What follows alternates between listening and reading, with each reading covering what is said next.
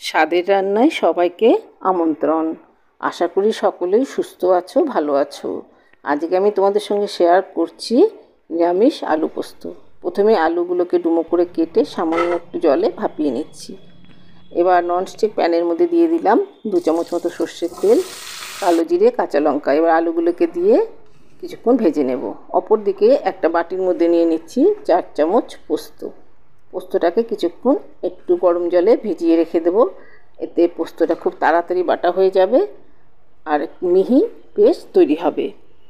পোস্ত আগে থেকে একটু ভিজিয়ে রাখলে পোস্তটা নরম হয়ে যায়। এরপর দিয়ে দিচ্ছি 1 চামচ লবণ। লবণ দিয়ে আলুটাকে ভেজে নিলে আলুর মধ্যে লবণটা ঢুকে যায়, এতে আলু পোস্তের টেস্টটা বেশি ভালো হয়। এরপর এতে দিয়ে দিলাম বেটে রাখা পোস্ত। আমি আজকে পোস্তটা শিলনোড়ায় বেটেছি, তোমরা চাইলে মিক্সিং জারে বেটে নিতে পারো। আজকাল আমরা সকলেই মিক্সিং জারে অভ্যস্ত হয়ে গেছি, সেই জন্য মিক্সিং জারের মধ্যেই সবসময় বেটে থাকি। কিন্তু আমার আজকে মনে হলো যে একটু শিলনোড়ায় বেটে করি। শিলনোড়ায় পোস্ত বাটলে এটা যেমন মিহি হয়, খেতেও ভালো হয়। আমি 2টো কাঁচা লঙ্কা দিয়ে পোস্তটা বেটে নিয়েছি। পোস্তটাকে প্রথমেই দেখালাম ভিজিয়ে রেখেছিলাম, তার মধ্যে 2টো কাঁচা লঙ্কা দিয়ে এটাকে বেটে নিয়েছি। এবার আলুর সঙ্গে পোস্তটাকে খুব ভালো করে মিশিয়ে নিচ্ছি। একটু ভেজে নিতে হবে, খুব বেশি পোস্ত ভাজার দরকার নেই, তাহলে পোস্ত খেতে ভালো লাগে না। এরপর দিয়ে দিচ্ছি পরিমাণ মতো জল। এখানে আমি 1 বাটি মতো জল ব্যবহার করেছি। এখানে আমি 250 গ্রাম মতো আলু দিয়েছিলাম, 1 বাটি মতো জল দিয়েছি। এতেই আলুটা সেদ্ধ হয়ে যাবে। আলুটা ভাজতে ভাজতেই অনেকটা সেদ্ধ হয়ে গেছে।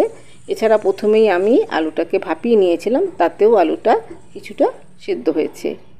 আলুটাকে সেদ্ধ করে নিলে এর যে স্টার্চ আছে সেটা বেরিয়ে যায়, এতে আলুটা কালো হয় না আর খেতেও বেশি ভালো লাগে।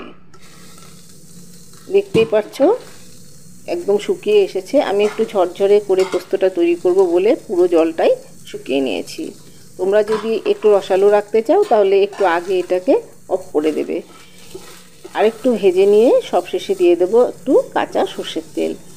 যে কোনো পোস্ত বা সর্ষে প্রিপারেশনে শেষে একটু কাঁচা তেল ছড়িয়ে দিলে এটা খেতে দুর্দান্ত লাগে। আমরা আজকাল কাঁচা তেল খেতে চাই না বলে এটা দিতে চাই না, কিন্তু যে কোনো ভালো ব্র্যান্ডের তেল একটু ছড়িয়ে দিলে খেতে ভালো লাগবে। যদি তোমরা দিতে না চাও তাতে কোনো অসুবিধে নেই, এতে স্বাদের কোনো তারতম্য হবে না, এটা খেতে একই রকম হবে। এবার গ্যাসের ফ্লেমটাকে অফ করে দিয়ে পোস্তটাকে নামিয়ে নেব। আমার এই পদ্ধতিতে একবার আলু পোস্ত তৈরি করে দেখো, আশা করি ভালো লাগবে। ভিডিওটি ভালো লাগলে লাইক করো, শেয়ার করো, কমেন্টস করো। আর নতুন বন্ধুদের বলছি, আমার ভিডিওটি পছন্দ হলে একটা সাবস্ক্রাইব করে দিও আর বেল আইকনটা ক্লিক করে দিও, তাহলে আমার পরবর্তী ভিডিওর নোটিফিকেশান সবার আগে তোমাদের কাছে পৌঁছে যাবে। সবাই সুস্থ থেকো, ভালো থেকো। আমি এখানে কোনো হলুদের ব্যবহার করিনি, তোমরা চাইলে সামান্য হলুদের ব্যবহার করতে পারো, কিন্তু আমার মনে হয় পোস্তর মধ্যে হলুদ দিলে একটা আলাদা গন্ধ আসে, পোস্ত নিজস্বতা হারিয়ে যায়। সেই জন্য পোস্ত সবসময় হলুদ ছাড়া করলে এটা খেতে ভালো লাগে। ভিডিওটি ভালো লাগলে লাইক, কমেন্ট, শেয়ার করবে আর একটা সাবস্ক্রাইব করতে ভুলো না। তোমাদের একটা সাবস্ক্রাইব আমাদের জন্য অত্যন্ত গুরুত্বপূর্ণ, এতে আমরা নতুন ভিডিও বানানোর অনুপ্রেরণা